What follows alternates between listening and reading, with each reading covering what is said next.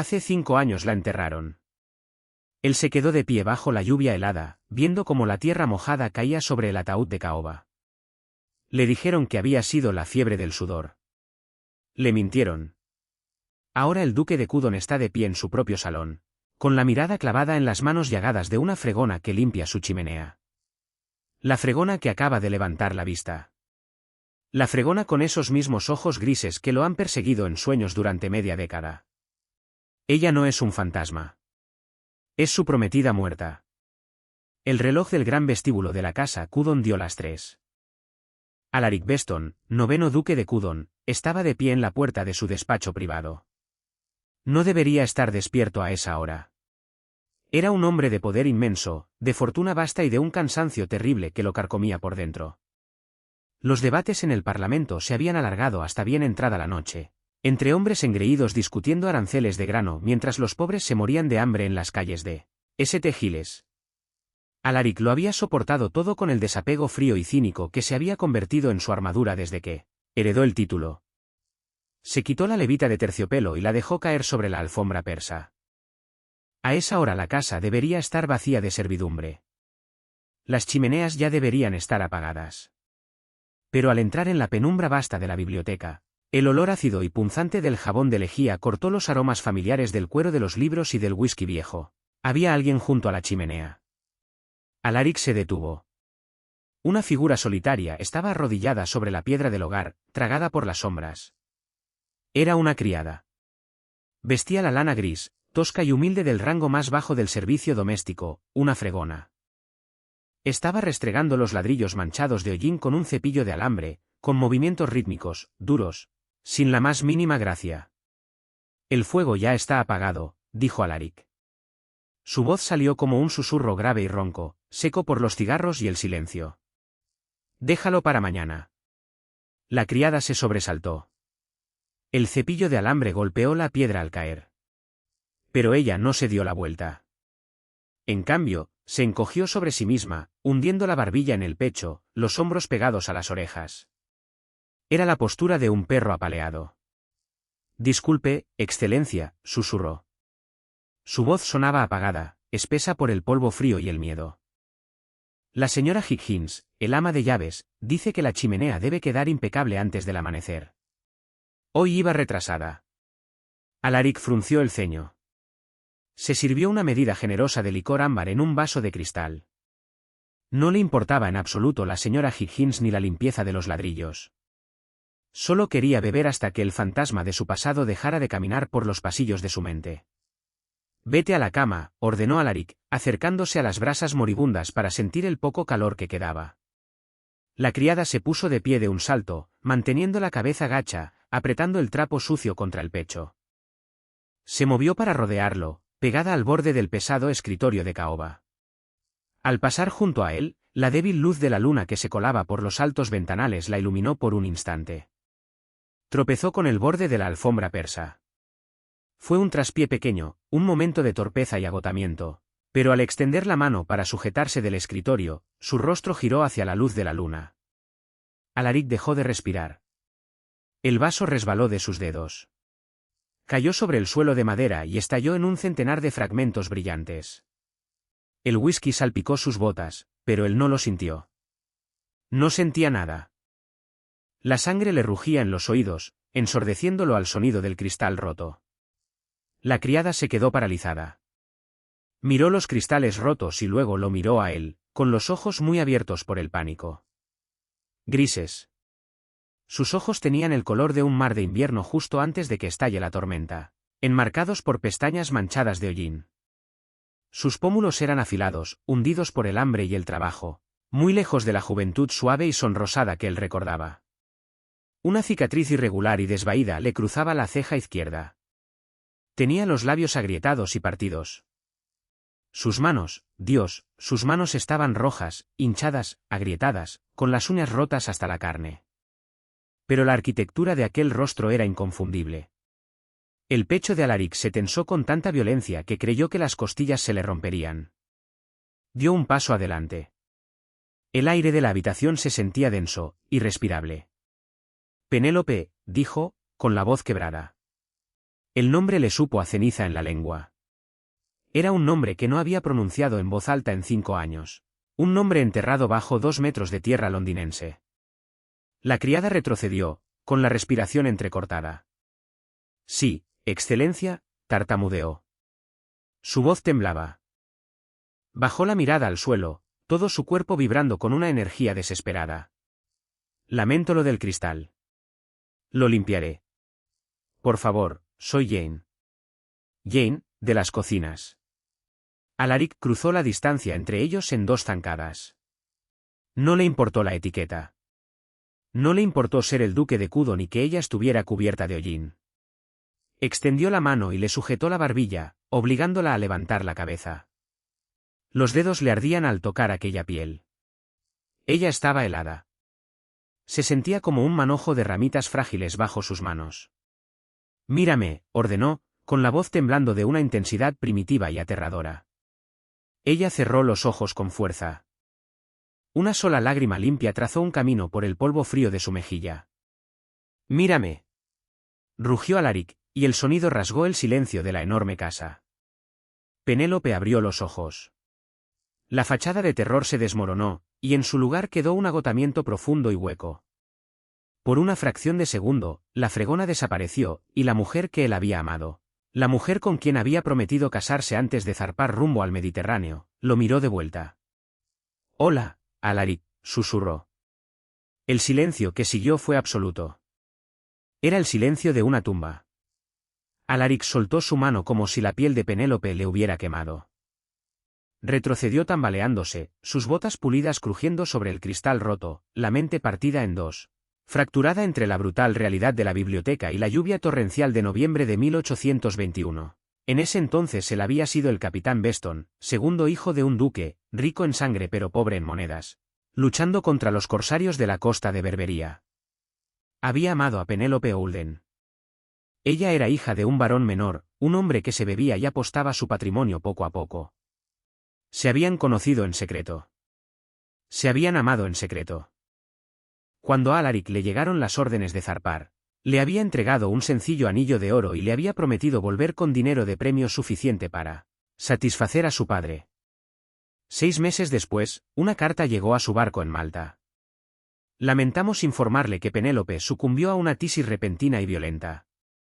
El entierro fue rápido, para evitar el contagio. No vuelva a escribir. Aquí ya no queda nada. Recordaba el viaje agónico de vuelta a Inglaterra. Recordaba estar de pie en el cementerio de la familia Holden, mirando la tierra recién removida, la lluvia empapando su uniforme naval, mezclándose con las lágrimas que era demasiado orgulloso para derramar delante del rostro sombrío de su padre. Ahora miraba a la mujer que estaba de pie en su biblioteca. «¿Moriste?», dijo. No era una pregunta. Era una acusación. Vi la lápida. Le pagué al cantero. Penélope se cruzó de brazos, abrazándose a sí misma. Se veía absurdamente pequeña dentro de aquel vestido de lana tosca, demasiado grande para ella. Parece que mi padre encontró una alternativa más barata que una dote de bodas, dijo. Su voz era plana, sin rastro de aquella risa musical que antes la definía. Era la voz de una mujer que había pasado años tragándose sus propios gritos. Me dijo que tú habías muerto de tisis. La voz de Alaric bajó a un registro peligroso. La conmoción se desvanecía, dando paso a una furia lenta y ardiente. Me miró a los ojos, vestido de crespón negro, y me dijo que te habías ahogado en tu propia sangre. Casi lo hago, replicó Penélope con dureza, su instinto de supervivencia venciendo por fin al miedo. Levantó la barbilla, dejando expuesta la columna pálida de su cuello. Solo que no fue por tisis. Alaric la observó, asimilando la ruina de su aspecto. Estaba dolorosamente delgada. El cuello del vestido estaba deshilachado. Las manos que alguna vez habían tocado el pianoforte con delicadeza ahora estaban destrozadas por la lejía, el agua hirviendo y el trabajo incesante. ¿Por qué estás aquí?, exigió. En mi casa. De rodillas. Fregando mis suelos. Penélope soltó una risa amarga y cortante. No sabía que era tu casa, Alaric. Cuando tomé este puesto hace 2 años, esta casa pertenecía a tu padre. Necesitaba desaparecer en las entrañas de una gran hacienda. La casa Cudon tiene 70 sirvientes. Yo era una rata entre las paredes. Nunca pensé que el segundo hijo del duque, un capitán de la marina, llegaría a heredar. Alaric se estremeció. La muerte de su padre y de su hermano mayor en un accidente de carruaje, 3 años atrás, lo había arrancado abruptamente del mar y encadenado al ducado. Se había mudado a la casa Cudon apenas 6 meses antes. ¿Fingiste tu muerte para esconderte en mis cocinas?, preguntó, incrédulo. Yo no fingí nada, replicó Penélope, dando un paso al frente. El fuego se encendió brevemente en sus ojos grises, recordándole a la muchacha que solía escaparse de los salones de baile para encontrarse con él en los jardines. Mi padre lo fingió. Lo fingió porque le debía 5.000 libras al vizconde Carlyle. Carlyle no quería una novia dispuesta. Quería una posesión. Quería domar un caballo. Se detuvo, respirando con dificultad, dándose cuenta de que había hablado de más. Apretó los labios, y su piel agrietada dejó escapar una gotita de sangre. El nombre golpeó a Alaric como un puñetazo. El vizconde Carlyle, un hombre de crueldad notoria, con el doble de años que Penélope, del que se murmuraba en los clubes de caballeros por sus apetitos salvajes. Te casaste con Carlyle, dijo Alaric. La traición le supo a bilis. ¿Me preguntó, con la voz quebrada, sin importarle sonar débil. 3 años, dijo Penélope, negándose a mirarlo ahora, con la vista clavada en las manchas de hollín de su falda hecha jirones. 3 años en Yorkshire. Aprendí a estar callada. Aprendí a esconder los moretones con polvos. Pero luego él decidió que quería un heredero, y no era un hombre delicado. Las manos de Alaric se cerraron en puños a los costados. El cuero de sus guantes crujió. Una claridad fría y asesina se apoderó de él. El vizconde Carlyle estaba en Londres en ese momento. Alaric lo había visto en el Club Vites apenas 2 días antes, bebiendo oporto y riendo. Así que huiste, dijo Alaric. Esperé hasta que se emborrachó hasta perder el sentido, dijo Penélope, con un tono completamente desapegado. Le robé 3 chelines del abrigo. Caminé hasta la posada de postas. Viajé en el techo del coche de correo, bajo la lluvia helada, hasta Londres. Y cambié mi nombre por el de Jane. Por fin levantó la vista y sostuvo la mirada de Alaric. No había súplica de compasión en sus ojos. Solo había un orgullo salvaje y endurecido. No tenía referencias. No tenía familia. Una mujer que viaja sola es presa o es depredadora. Yo elegí no ser ninguna de las dos. Elegí ser invisible. Fregar ollas y limpiar chimeneas paga unos peniques a la semana y ofrece una cama en el ático. Así que sí, excelencia, limpio sus suelos porque es infinitamente preferible a la vida que mi padre eligió para mí. Alaric dio un paso hacia ella. No sabía qué pretendía hacer. Quería estrecharla entre sus brazos, pero presentía que ella se quebraría o lo golpearía si lo intentaba. Se detuvo a un paso de distancia, mirando sus manos maltratadas. ¿Por qué no viniste a mí?, preguntó. La pregunta era una herida. Incluso cuando yo estaba en el mar, podrías haber mandado noticias. Cuando volví, cuando me convertí en duque, llevabas 2 años viviendo bajo mi propio techo. Penélope, ¿sabías que yo estaba aquí, porque ya no soy Penélope?, gritó ella, la voz quebrándose. Levantó sus manos en carne viva, llenas de cicatrices. Mírame, Alaric. Mira en qué me he convertido. Tú eres el duque de Cudon. Cenas con la realeza. Yo he pasado los últimos 3 años sacando la grasa de tus sartenes. Huelo a leche agria y lejía. Estoy arruinada. Legalmente, le pertenezco a un monstruo. Si Carlyle me encuentra, me colgará por robo y me arrastrará de vuelta por el cabello. Se limpió con rabia la mejilla, embarrando el polvo frío en un moretón oscuro sobre su piel. Te vi, confesó, la voz cayendo a un susurro frágil. Hace 2 meses. Cruzaste el patio. Llevabas un abrigo azul. Te veías exactamente igual, solo que más duro. Me escondí detrás de los carros de la lavandería. Me escondí porque no soportaba que me miraras con lástima. Quería seguir muerta en tu memoria. Al menos ahí estaba limpia. Al menos ahí era hermosa. Alaric la miró fijamente.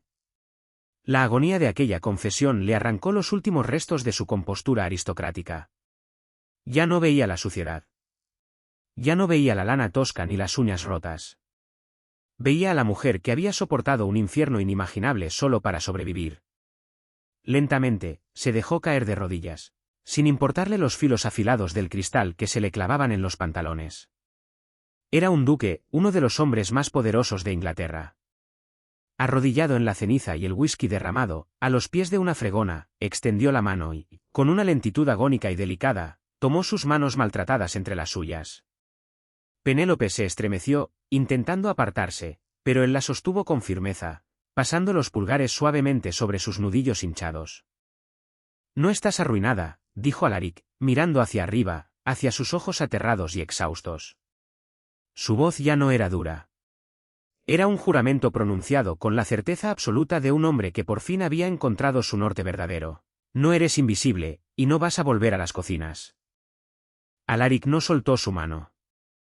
Se puso de pie, con las rodillas cubiertas de ceniza gris, los pantalones arruinados por el filo del cristal roto, y la levantó con él. Penélope se resistió, su peso se echó hacia atrás, sus botas gastadas rechinando contra el suelo pulido. El pánico, crudo y sin adulterar, se apoderó de su rostro. Miró frenéticamente de su cara al cepillo de alambre que descansaba junto a la reja de la chimenea. Tengo que terminar, susurró, la voz rápida, sin aliento. La señora Higgins revisa los ladrillos. Si queda hollín, me descuenta el jornal. Un penique, una mancha. No puedo permitirme perder esos peniques. Ale. Por favor. El trauma era una cosa viva que respiraba en el aire entre ellos. Ella no veía al duque de Cudon. Veía la precaria arquitectura de su supervivencia a punto de derrumbarse. Alaric miró la chimenea. Miró el pesado cubo de hierro con agua sucia y jabonosa sobre la alfombra persa. Sin decir palabra, dio un paso adelante y volcó el cubo de una patada. El hierro pesado repiqueteó contra la piedra de la reja. Un torrente de agua gris y sucia bañó los ladrillos, ahogando las últimas brasas naranjas con un siseo violento de vapor. Una nube de ceniza mojada se alzó en el aire y se posó sobre la repisa impecable. La chimenea está lista, dijo Alaric, con una calma aterradora. Penélope miró el desastre, la boca ligeramente abierta, el aliento temblando en su pecho. Por un momento, Alaric pensó que se dejaría caer de rodillas e intentaría devolver el agua al cubo con las manos desnudas. En cambio, él cerró los dedos alrededor de su muñeca delgada, sin apretar lo suficiente para dejar marca, pero con la firmeza necesaria para anclarla a la realidad. La sacó de la biblioteca. La casa Cudon a las 4 de la madrugada era una caverna de sombras y silencio. Los largos corredores abovedados se sentían como el vientre de un leviatán dormido. Penélope caminaba junto a él con una cojera pesada y arrastrada que él no había notado antes, la mirada clavada por completo en el suelo. Le aterraba el sonido que hacía su falda de lana tosca contra el papel tapiz de seda. Era una criatura acostumbrada al mundo subterráneo de las cocinas, arrastrada de golpe a la estratosfera dorada de los amos. Llegaron a la gran escalera, una curva imponente de mármol blanco y hierro forjado. A mitad de camino, una figura emergió de la penumbra del rellano. Era Bramwell, el mayordomo. Llevaba una pesada bata de lana sobre el camisón, y en la mano derecha sostenía firme un candelabro de plata. La llama amarilla iluminaba los surcos profundos de su rostro curtido. Bramwell había servido a la familia Cudon durante 40 años. Había visto morir al padre de Alaric. Había visto a Alaric regresar del mar, hueco y amargado por dentro. Bramwell se detuvo. Sus ojos pasaron de los pantalones manchados de ceniza del duque a la fregona temblorosa y cubierta de hollín cuya muñeca estaba atrapada en el puño de su amo. Durante 3 segundos insoportables, el único sonido fue el tic-tac del reloj de pie en el vestíbulo de abajo. Excelencia, dijo Bramwell, la voz completamente desprovista de inflexión. No parpadeó. Despierte a la señora Higgins, ordenó Alaric. El tono de su voz no dejaba lugar a la duda ni a la moral. Era la voz de un capitán de la marina dando órdenes a través del humo de una andanada. Dígale que preparen un baño en la suite Zafiro, con agua hirviendo. Quiero que traigan a esa habitación cada pastilla de jabón de leche que haya en esta casa. Si alguien hace preguntas, lo despedirá sin referencias. ¿Entendido? Bramwell inclinó la cabeza apenas un centímetro. Sin reservas, Excelencia. ¿Debo llamar a un médico? No, dijo Alaric con brusquedad. Un médico pediría un nombre. Un médico notaría las marcas desvaídas y brutales del anillo de Carlyle en su mandíbula. Solo el agua. Y traiga una bandeja de comida, carne, pan y té caliente. Déjela fuera de la puerta. Muy bien, Excelencia. Bramwell se dio la vuelta y descendió las escaleras, disolviéndose de nuevo entre las sombras. Alaric guió a Penélope por los escalones restantes. Pasaron de largo sus propios aposentos y avanzaron por el corredor oriental, abriendo las pesadas puertas dobles de la suite Zafiro.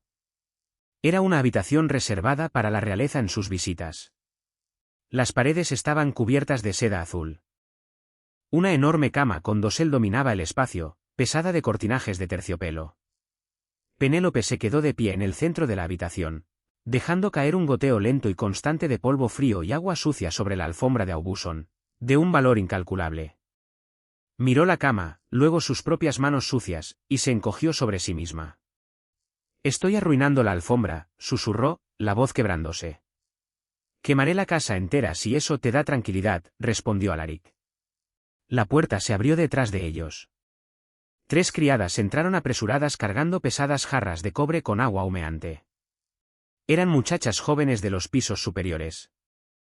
Cuando vieron a Penélope, a Jane, la mujer muda y de rostro adusto que fregaba las ollas, de pie en el centro de la suite de invitados del duque, sus ojos se abrieron como platos. Una de ellas casi dejó caer su jarra. Alaric se interpuso entre Penélope y las criadas, protegiéndola de sus miradas. Llenen la tina y salgan, ordenó. Trabajaron en un silencio aterrado, vertiendo el agua hirviendo en la profunda tina de porcelana del cuarto de baño contiguo, apilando toallas blancas y gruesas sobre el estante de bronce, y huyendo de la habitación como si el diablo les pisara los talones. Cuando la puerta se cerró con un chasquido, Alaric se volvió hacia Penélope. Ahora temblaba con violencia, la adrenalina desvaneciéndose y dejando solo el frío profundo, hasta el hueso, del agotamiento. Lávate, dijo en voz baja. Señaló hacia la habitación contigua, donde el vapor ya empañaba los espejos. Cierra la puerta con llave desde adentro. Yo estaré en la salita. Nadie entrará. Ella lo miró, sus ojos grises buscando en su rostro alguna trampa. Había vivido en un mundo donde los favores de los hombres siempre venían acompañados de un precio horrible. Alaric vio el cálculo en su mirada, la aritmética desesperada y cínica de una superviviente. Alaric le dio la espalda y entró en la salita, cerrando la puerta contigua tras de sí. No la cerró con llave, pero arrastró un pesado sillón de caoba frente al picaporte y se sentó. En el silencio, escuchó el clic leve del cerrojo deslizándose en su sitio, del otro lado. Solo entonces Alaric hundió el rostro entre las manos, presionando la base de las palmas contra los ojos hasta ver estrellas, tratando de contener el impulso abrumador y sofocante de matar a un hombre. Dentro del cuarto de baño, Penélope permaneció inmóvil largo rato. El vapor se enroscaba en los bordes de la habitación, cargando el aroma de la lavanda y el jabón de leche fino. Olía a su vida antigua. Olía a la muchacha que solía leer poesía en el jardín mientras su padre bebía en su despacho. Aquella muchacha le parecía una extraña. Aquella muchacha era débil, tonta, y estaba muerta. Le temblaban los dedos mientras desabrochaba los pesados ganchos de hierro de su vestido de fregona. La lana tosca olía a grasa, a leche agria y a sudor. Dejó que cayera al suelo de mármol, saliendo de él como quien muda de piel. Su ropa interior siguió el mismo camino. Captó su reflejo en el alto espejo empañado. Levantó la mano y limpió un círculo de condensación. Se quedó mirando a su propio fantasma. Sus clavículas sobresalían con fuerza contra la piel pálida y translúcida. Las costillas formaban una jaula visible y cruel. Pero fue la geografía de su supervivencia lo que retuvo su atención. Un moretón amarillento y desvaído florecía en su cadera izquierda, regalo de despedida de la cuchara de madera pesada de la cocinera, apenas 3 días atrás. Pero debajo de eso, más antiguas, más profundas, estaban las marcas de su matrimonio. Las finas cicatrices plateadas de una fusta a través de los omóplatos. El leve desajuste de su clavícula derecha, que se había roto al ser arrojada contra una chimenea de mármol en Yorkshire, y que había sanado mal porque no se había atrevido a llamar a un médico. El vizconde Carlyle la había tratado como trataba a sus sabuesos. Los quebraba hasta que dejaban de gemir, y luego esperaba que actuaran. Penélope se apartó del espejo y entró en el agua hirviendo. El calor era agonizante. Le mordía la piel agrietada y en carne viva de las manos y las rodillas. Se mordió el labio hasta sentir el sabor del cobre, negándose a hacer ningún sonido. Poco a poco, la agonía se transformó en una calidez profunda y penetrante. Tomó la pastilla de jabón blanco y comenzó a fregarse. Se frotó hasta que la piel quedó en carne viva y rosada. Se lavó el polvo frío del cabello, la grasa de debajo de las uñas rotas, el olor de las cocinas de sus poros. Quería restregar los últimos 3 años hasta hacerlos desaparecer, arrancarse la piel y salir convertida en alguien completamente nuevo. Cuando el agua se volvió del color de la pizarra, por fin se puso de pie, envolviéndose en una toalla tan gruesa y suave que se sintió como un abrazo. Abrió la puerta. Alaric seguía sentado en el sillón de caoba. No se había movido. El cielo al otro lado de la ventana comenzaba a teñirse de un gris apagado de Londres. Amanecía. Sobre una mesa baja junto a él había una bandeja de plata. El vapor se elevaba de una tetera. Había gruesas rebanadas de pan con mantequilla, carnes asadas y un cuenco de porcelana con huevos escalfados. El estómago de Penélope se contrajo con tanta violencia que tuvo que apoyar la mano en el marco de la puerta. Alaric se puso de pie. Señaló una bata de terciopelo colgada en el respaldo del sofá. Ponte eso. Después, come. Ella no dijo nada. Se deslizó la pesada bata azul marino sobre los hombros. Era de Alaric, enorme y pesada, con un leve aroma a tabaco y a mar. Se enrolló las mangas hasta los codos, se sentó en el borde del sofá y miró la bandeja. Quería devorar la carne como un perro hambriento. Quería meterse el pan en la boca hasta atragantarse. Pero Alaric la observaba. El duque observaba la fregona. Se obligó a tomar el tenedor. La mano le temblaba tanto que la plata repiqueteaba contra el plato de porcelana. Tomó un pequeño bocado de huevo. La riqueza del sabor le cubrió la lengua y la mareó. Comió despacio, meticulosa, aterrada de que si comía demasiado rápido se enfermaría y él sentiría asco de ella. Alaric sirvió una taza de té y la colocó cerca de su mano. No ofreció palabras vacías de consuelo. No le dijo que todo iba a estar bien. Solo la observó con ojos oscuros, tormentosos, completamente desprovistos de lástima. Cuando terminó los huevos, Penélope tomó una gruesa rebanada de pan con mantequilla, le dio un bocado, y luego, con el sigilo casual y practicado de una rata de cocina, deslizó la mano hacia su regazo. Escondió la mitad restante del pan en el bolsillo profundo de la bata de terciopelo. No supo por qué lo hizo. Era instinto. La comida era fugaz. El consuelo era una mentira. Había que esconder el sustento para el momento inevitable en que el mundo volviera a ser cruel. Alaric vio el movimiento. Se detuvo, con la mano a medio camino hacia su propia taza de té, la mandíbula tensa, un músculo palpitando bajo su pómulo. Reconoció el gesto por lo que era, la certeza absoluta de que esta seguridad era temporal. Vio el acaparamiento de una mujer que esperaba, sin lugar a dudas, pasar hambre otra vez mañana. No la reprendió. No le aseguró que jamás volvería a pasar hambre. Sabía que esas palabras no significarían nada para una mujer que había vivido lo que ella había vivido. Voy a visitar a un hombre llamado Calvel, dijo Alaric, rompiendo el silencio. Su voz era baja, grave. Es mi abogado. Carece por completo de brújula moral, que es exactamente lo que necesitamos. Penélope se quedó paralizada, su mano apretando la tela del bolsillo que ocultaba el pan. ¿Un abogado? ¿Para qué? Para averiguar exactamente cuántas leyes tendré que romper para mantenerte lejos de las manos de Carlyle, respondió Alaric. No puedes usar la ley, dijo Penélope, la voz volviéndose afilada, cínica. Lo miró, y el miedo dio paso a una realidad dura y amarga. La ley no existe para mujeres como yo. Bajo la doctrina de la cobertura, yo no existo. Mi identidad legal quedó suspendida en el instante en que mi padre firmó ese contrato matrimonial. Soy propiedad del vizconde Carlyle, Alaric. Si intentas afirmar que estoy viva, los tribunales simplemente me entregarán de vuelta a él, y él te demandará por conversación criminal solo para arrastrar tu nombre por el fango. Soy el duque de Cudon, dijo Alaric en voz baja. Tengo más dinero que Dios, y tengo el oído del primer ministro. Carlyle es vizconde, y le deben favores en la mitad de la Cámara de los Lores, replicó Penélope, inclinándose hacia adelante. Los recibe en sus pabellones de caza. Les paga sus deudas de juego. Les proporciona distracciones. No van a ponerse del lado de un duque que intenta robarle a otro par su propiedad legal. Van a proteger a los suyos. Alaric la miró. Vio la inteligencia ardiendo en sus ojos, afilada y letal.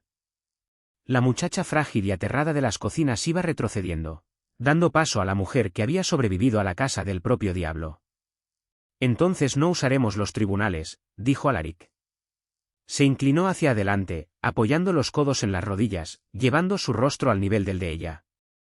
Usaremos el arroyo. Compraré sus deudas. Arruinaré sus intereses navieros. Lo desangraré hasta que no quede de él más que un abrigo vacío. Penélope se quedó mirando la taza de té. Su reflejo se ondulaba en el líquido ámbar oscuro. Si él descubre que estoy viva antes de que lo arruinen, dijo, la voz cayendo a un susurro, me matará. No usará las manos. Me encerrará en un cuarto de su hacienda y me dejará pudrirme. Jamás volverá a tocarte, dijo Alaric. No era una promesa. Era la declaración de un hecho violento. Para las 2 de la tarde del día siguiente, la lluvia se había asentado sobre Londres en una manta gris, incesante y miserable. Alaric estaba sentado en el reservado de la esquina de Vites, el club de caballeros más exclusivo de la ciudad. El aire estaba espeso de humo de cigarros costosos y del aroma pesado de las carnes asadas. Sostenía un periódico que no leía, con la mirada fija por encima del borde de la página hacia las mesas de cartas en el centro del salón. El vizconde Carlyle jugaba al faraón. Era un hombre corpulento, construido como un toro, de tez rojiza que delataba su afición al oporto y una presión arterial peligrosa. Su cabello rubio ralo estaba engominado hacia atrás. Reía a carcajadas, un sonido brutal que cortaba el murmullo bajo del salón. Si simplemente anunciaba que Penélope estaba viva, Carlyle podía solicitar a los tribunales un recurso de habeas corpus, obligando a Alaric a presentarla. Ella sería entregada a su esposo en las escalinatas del juzgado, como propiedad. La palabra le supo a ceniza en la boca. Vio a Carlyle perder una mano, el rostro oscureciéndose de una ira repentina y volátil. Chasqueó los dedos a un criado, exigiendo más brandy, la voz goteando desprecio venenoso. Ese era el hombre que era dueño de la mujer que Alaric amaba. Necesitaba una ventaja. Necesitaba una hoja lo bastante afilada para cortarle la garganta a Carlyle sin derramar sangre.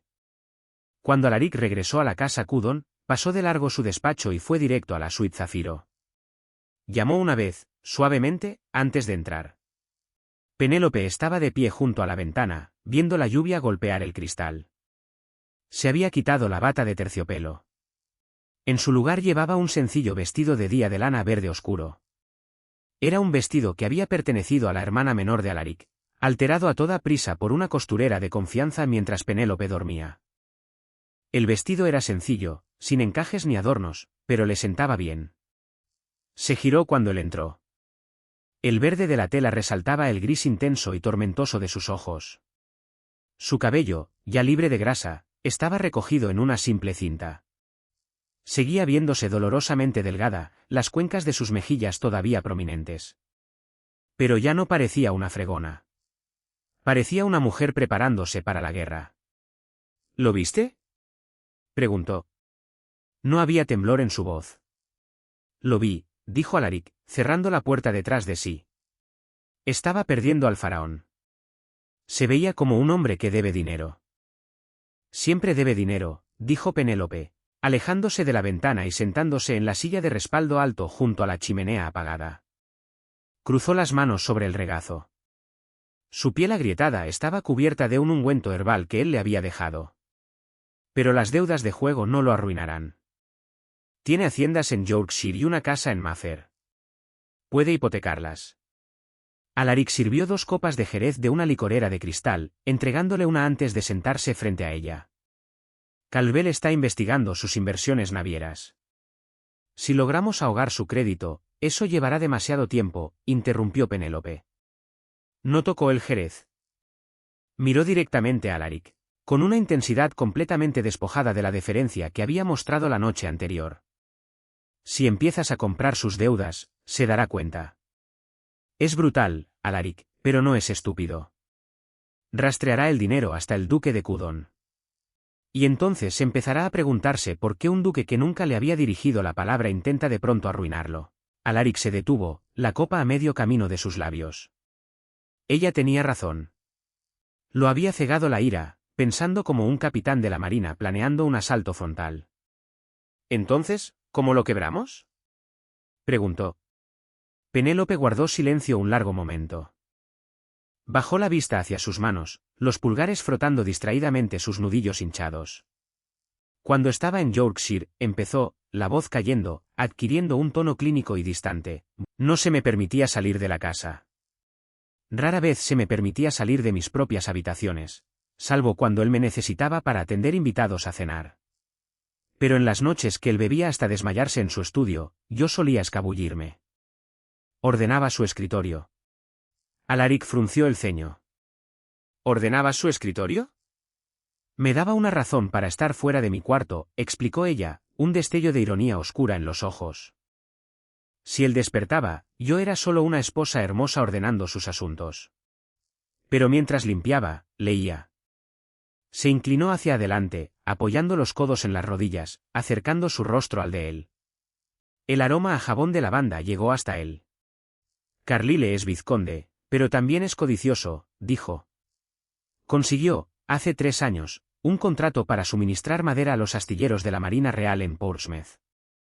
Es un contrato enorme, de miles de libras al año. Alaric asintió. Lo sé. Roble de sus haciendas de Yorkshire. No es roble, dijo Penélope en voz baja. Alaric se quedó helado. Es olmo y pino barato, continuó, sus ojos fijos en los de él. Lo trae del Báltico en goletas sin marcar. Lo lleva a sus tierras de Yorkshire y lo vuelve a marcar con el sello de su hacienda. Le está cobrando a la corona por roble inglés de primera calidad y les entrega madera podrida. Se queda con la diferencia. La sangre de Alaric se heló. Si un navío de guerra se construyera con pino barato sin curar, el casco se pudriría en un año. En una tormenta fuerte, o bajo fuego de cañón, la madera se astillaría y cedería. Cientos de marineros se ahogarían. Como ex capitán de la marina, la magnitud pura y traicionera del fraude le revolvió el estómago a Alaric. Traición, murmuró Alaric. Defraudar al almirantazgo en tiempos de expansión naval era delito capital, incluso para un par del reino. Lleva un libro de contabilidad, dijo Penélope. Un pequeño libro encuadernado en cuero rojo. Lo guarda bajo llave en el cajón inferior de su escritorio, en su casa de Mather. En él detalla los cargamentos del Báltico, los sobornos pagados a los inspectores de puerto, y el verdadero costo de la madera. Todo. Se recostó en la silla y por fin tomó la copa de jerez. No necesitas comprar sus deudas, Alaric, dijo, la voz un susurro afilado como una navaja. Solo necesitas robar ese libro. Entrégaselo al almirantazgo. Le quitarán el título, confiscarán sus haciendas, y lo colgarán en Negate. Un hombre muerto no puede reclamar propiedad alguna. Alaric la miró fijamente. La fregona había desaparecido. La víctima que lloraba entre las cenizas había desaparecido. Frente a él estaba sentada una mujer que se había forjado a sí misma en un arma de destrucción absoluta. Era brillante. Era implacable. Y por primera vez en 5 años, Alaric sintió algo completamente desconocido floreciendo en su pecho. Esperanza. Su casa está en Grosvenor Square, dijo Alaric, la mente ya calculando la logística. Estará fuertemente vigilada. Sirvientes por todas partes. No un martes, dijo Penélope, tomando un pequeño sorbo de jerez. Los martes, Carlyle organiza una partida de cartas privada que dura hasta el amanecer. A los sirvientes los confinan al sótano y la cocina, para que no vean que miembros del Parlamento fuman opio en el salón. El estudio está en la planta baja, con vista al callejón. Alaric dejó su copa sobre la mesa. Miró a aquella mujer frágil y magullada sentada frente a él. Lo has estado planeando, comprendió, una sonrisa lenta tocándole las comisuras de la boca. Has estado planeando esto durante años. Penélope bajó su copa. Sus ojos eran duros, planos, más fríos que un mar de invierno. Estaba esperando en la oscuridad, Alaric, dijo. Solo necesitaba un ladrón. La lluvia en Londres no caía. Se demoraba.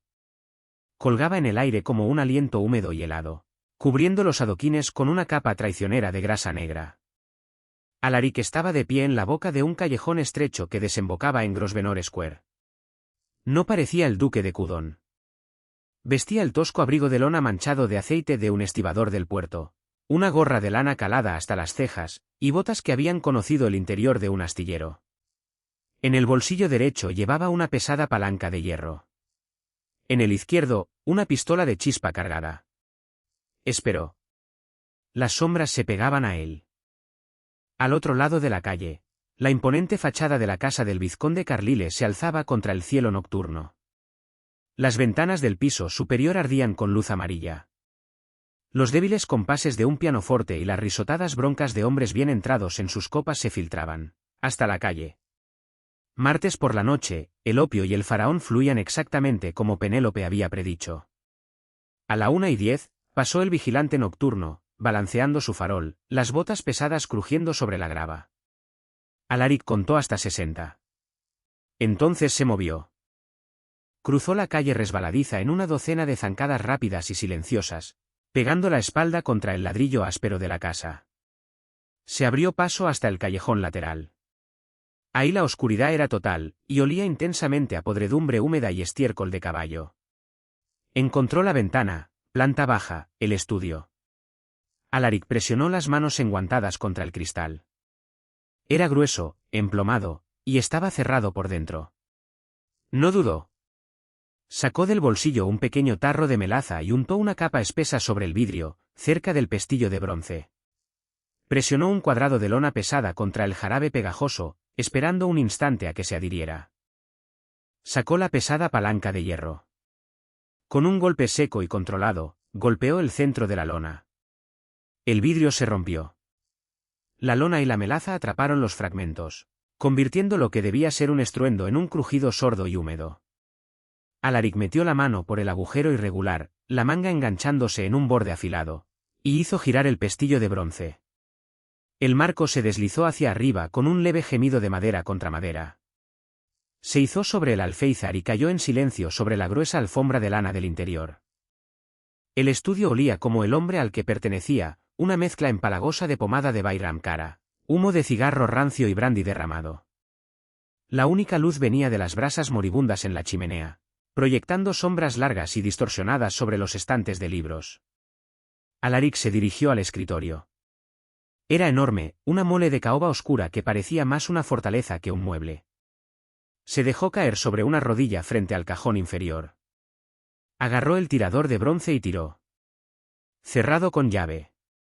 Alaric encajó el borde plano de su palanca de hierro en el hueco estrecho entre el cajón y el marco. Aplicó su peso. La madera crujió. El hierro se hundió más profundo. Aplicó más fuerza, el aliento silbando entre los dientes, hasta que se oyó un crujido seco que sonó como un disparo de pistola en la habitación silenciosa. El cerrojo cedió. Alaric se quedó inmóvil. Miró hacia el techo, escuchando con atención las tablas del piso de arriba. Las risas continuaban. Ningún paso apresurado, ninguna alarma. Abrió el cajón. Estaba completamente vacío, salvo por un solo objeto sobre el fieltro verde que lo forraba. Un pequeño libro encuadernado en cuero rojo agrietado. Alaric lo tomó. Pesaba en su mano. Lo llevó hacia la luz débil de la chimenea y lo abrió. Sus ojos recorrieron las columnas de tinta. 12 de abril. Goleta María. Origen Riga. Madera, pino báltico sin curar. Costo, 400 libras. 15 de abril. Pago al inspector de Puerto Higgins, 50 libras. 18 de abril. Entregado al almirantazgo. Madera, roble de Sussex de primera. Factura, 2100 libras. Página tras página. La aritmética de la traición. Cientos de barcos. Miles de libras. Suficiente madera podrida como para hundir a toda una flota. Penélope había tenido razón. Era una soga trenzada en cuero rojo. Alaric guardó el libro en el bolsillo interior de su abrigo. Se volvió hacia la ventana. El pesado picaporte de bronce de la puerta del estudio hizo clic. Alaric se dejó caer al suelo, rodando sin ruido detrás de las pesadas cortinas de terciopelo que flanqueaban la ventana justo cuando la puerta se abría de par en par. Una franja de luz brillante del pasillo se derramó en la habitación, cortando a través de la alfombra. Te digo, el primer ministro es un idiota, masculló una voz pesada y arrastrada por el alcohol. El vizconde Carlyle. Alaric pegó la espalda contra la pared. La corriente fría de la ventana rota le mordía el cuello. Deslizó la mano derecha en el bolsillo, el pulgar sobre el martillo de la pistola de chispa. No deberías hablar tan alto, Carlyle, respondió una segunda voz, más aguda. En mi propia casa, hablo como me da la gana. Las botas pesadas de Carlyle retumbaron contra el suelo. Caminó directo hacia el escritorio. Alaric dejó de respirar. Si Carlyle bajaba la vista. Si veía la madera astillada del cajón inferior, ¿dónde diablos está el Humide? Gruñó Carlyle, una sombra cruzando la luz mientras se inclinaba sobre el escritorio. Mandé traer una caja de cubanos la semana pasada. Los sirvientes roban todo. Malditas alimañas. El sonido de una tapa de madera al abrirse. El crujido de hojas secas. Aquí, dijo Carlyle. Toma uno. Volvamos arriba antes de que ese tonto le pierda el resto de su hacienda al banco. Un cigarro excelente, murmuró el segundo hombre. Aunque debo decir que tu suerte en las mesas esta noche es pésima. Mi suerte está bien, espetó Carlyle. Mi bolsa es lo bastante profunda para aguantar unas cuantas malas manos. Vamos. Las botas pesadas se retiraron. La puerta se cerró con un clic. La habitación volvió a hundirse en la oscuridad. Alaric soltó el aliento, lento y controlado. No esperó a ver si volvían. Salió por la ventana, desapareció en el callejón, y dejó que la lluvia helada le lavara el olor a Bayram de la ropa. Al primer lord del almirantazgo no le gustaba que lo despertaran a las 5 de la mañana. Le gustaba todavía menos que quien lo despertara fuera un duque exigiendo una audiencia privada en su salón. Lord Melville estaba sentado en un sillón de terciopelo, sosteniendo una taza de té negro, una pesada bata de lana envuelta alrededor de su cuerpo envejecido. Miró a Alaric con una mezcla de irritación y respeto a regañadientes. Esto es sumamente irregular, Cudon, refunfuñó Melville, frotándose los ojos inyectados en sangre. Sé que sirvió con distinción, pero irrumpir en mi residencia antes del amanecer. Alaric no dijo nada. Metió la mano en su abrigo, sacó el libro de cuero rojo y lo dejó caer sobre la mesa baja de caoba entre ambos. Ábralo, dijo Alaric. Melville frunció el ceño. Dejó el té a un lado, tomó sus anteojos de lectura de la mesita auxiliar y abrió el libro. Durante 3 minutos, el único sonido en la habitación fue el tic-tac del reloj y el crujido agudo del papel grueso. Conforme Melville pasaba las páginas, la molestia del primer lord se disolvió lentamente, reemplazada por conmoción y luego por una furia fría y aterradora. Melville era un burócrata, pero amaba la marina. Sabía lo que significaban esas cifras.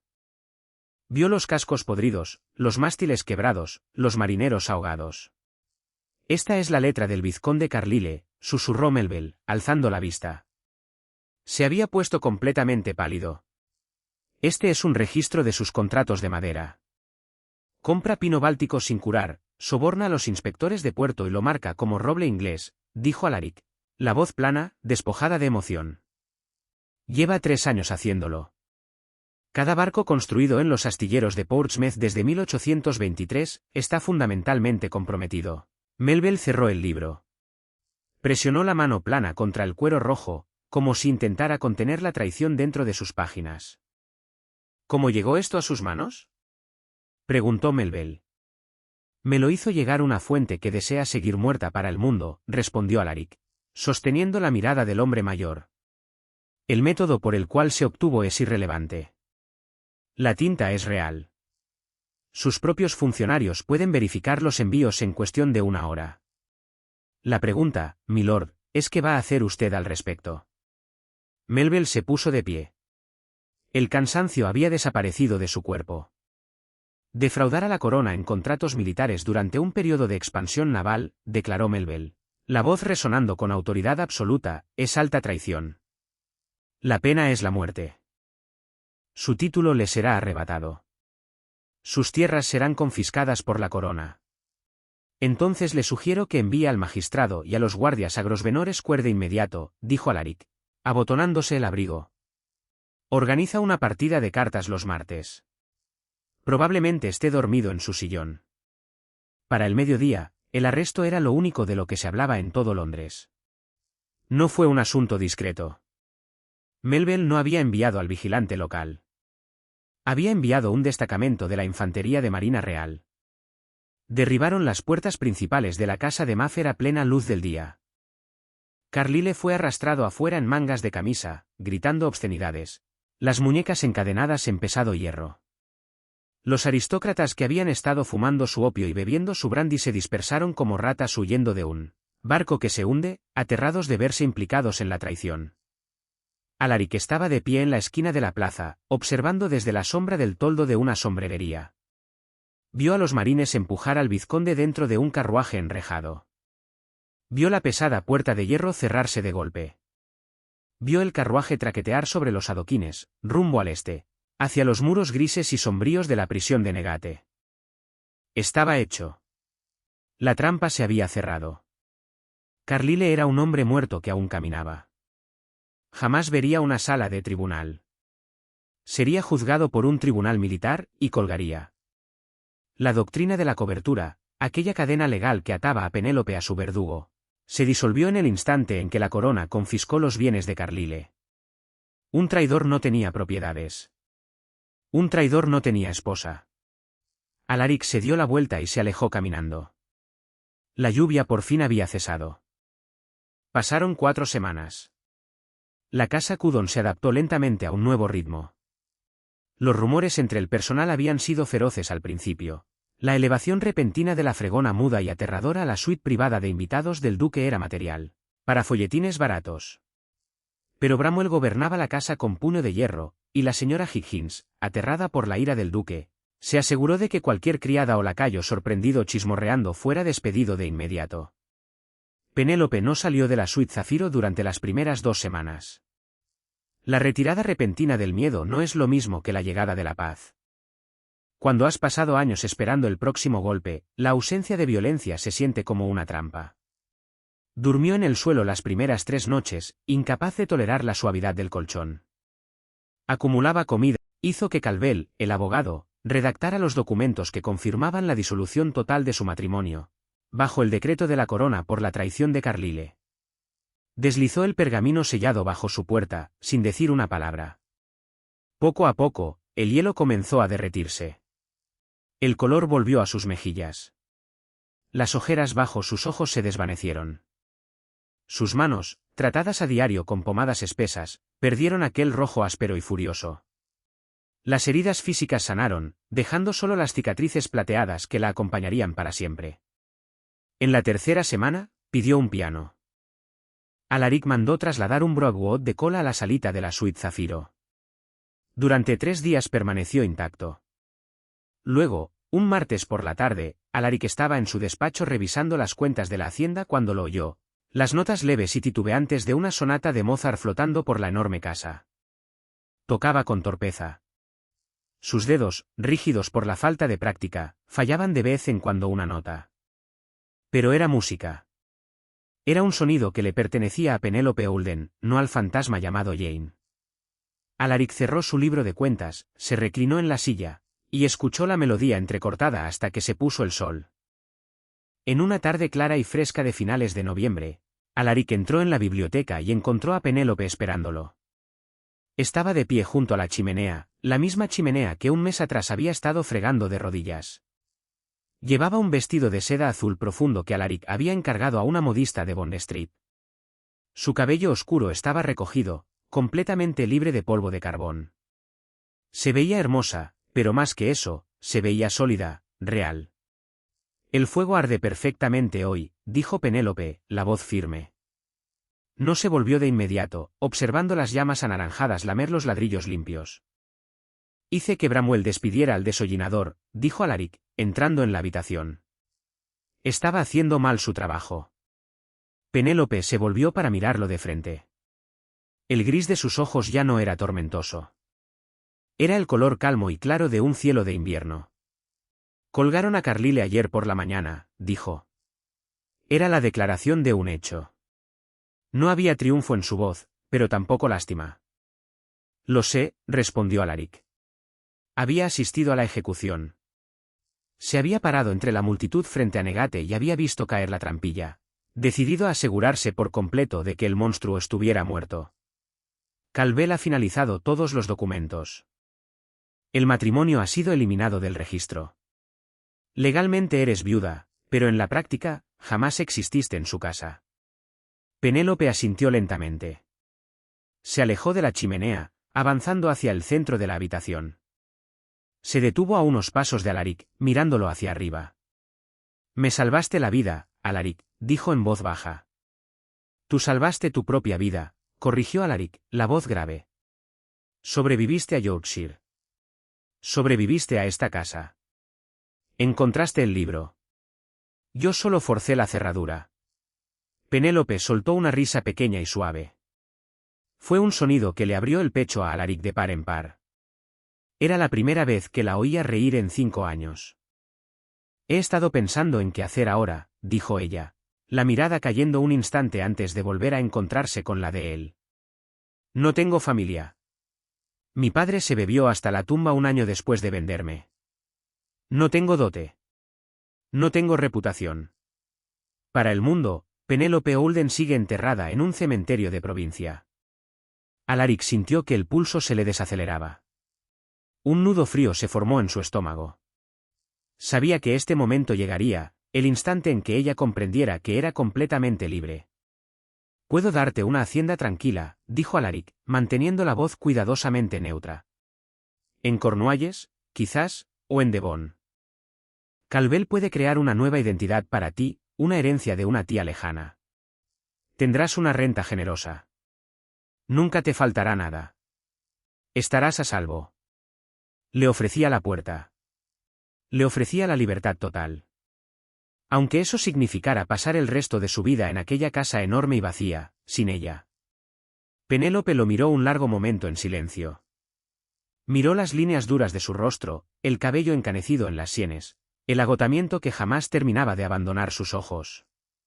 Ya no eran los amantes jóvenes e ingenuos que habían sido 5 años atrás. Ambos habían quedado rotos por el mundo. Ambos habían aprendido el precio exacto de la supervivencia. Dio un paso hacia adelante. No quiero ir a Cornualles, Alaric, dijo, la voz cayendo a un susurro feroz. Cerró la distancia entre ellos. Extendió la mano, los dedos suspendidos un instante antes de posarse suavemente sobre la solapa de su abrigo oscuro. Alaric dejó de respirar. Su toque era dubitativo, tanteando las aguas de una cercanía que le había sido negada durante años. Pasé 3 años escondida en la oscuridad, continuó Penélope, mirándolo a los ojos. Pasé 2 años fregando cenizas solo para sobrevivir. No quiero estar a salvo en el campo. Quiero vivir. Alaric levantó la mano y cubrió suavemente la de ella con la suya. Sintió el leve relieve de sus cicatrices contra la palma. Eran un testimonio de su resistencia. ¿Qué quieres, Penélope? Preguntó, la voz espesa de una emoción que no sentía en una década. Quiero al hombre que no sintió lástima por la fregona, dijo ella, sus ojos grises ardiendo con una certeza silenciosa y absoluta. Quiero al hombre que echó el agua sobre las cenizas. Quiero al hombre que se metió a robar en una casa para devolverme la libertad. Dio un paso más cerca, su pecho rozando el de él. No soy la muchacha con la que prometiste casarte antes de zarpar, le advirtió, la voz temblando apenas un poco. Estoy arruinada. Soy cínica. Tengo pesadillas terribles. No soy fácil de amar. La mano de Alaric se movió desde los dedos de Penélope, deslizándose hacia arriba para sostener su mandíbula. Su pulgar acarició suavemente el moretón desvaído cerca de su pómulo. Yo no soy el capitán que hizo esa promesa, respondió Alaric. La voz un juramento grave en el silencio de la biblioteca. Soy un hombre que ha pasado 5 años hablándole a un fantasma. No quiero un amor fácil, Penélope. Te quiero a ti. Bajó la cabeza. No se apresuró.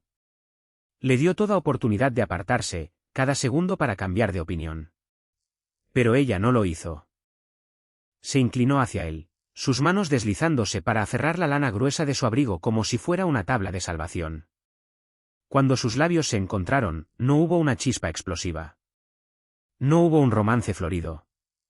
Fue la colisión tranquila y desesperada de dos supervivientes que por fin encontraban tierra firme. Supo a sal, a té, y a un alivio profundo, hasta los huesos. Alaric la atrajo con fuerza contra su pecho, envolviendo con los brazos su cuerpo frágil, hundiendo el rostro en su cabello oscuro. Cerró los ojos, inhalando el aroma a lavanda y aire limpio. El fantasma se había ido. La fregona se había ido. Penélope estaba viva. Y por primera vez en su vida, Alaric se sintió completamente en casa. Las cicatrices de la supervivencia rara vez se borran del todo. Pero en los pasillos silenciosos de la casa Cudon, Alaric y Penélope demostraron que hasta un fantasma puede aprender a respirar de nuevo. Esta no es la historia de un caballero que rescata a una damisela. Es la historia de dos personas rotas que eligen reconstruir una vida juntas, desde las cenizas. Si este viaje crudo y emotivo de resiliencia, venganza y redención te conmovió, dale like para apoyar el canal. Comparte esta historia con alguien que ame el romance histórico oscuro y realista. Y no olvides suscribirte para más historias profundamente humanas.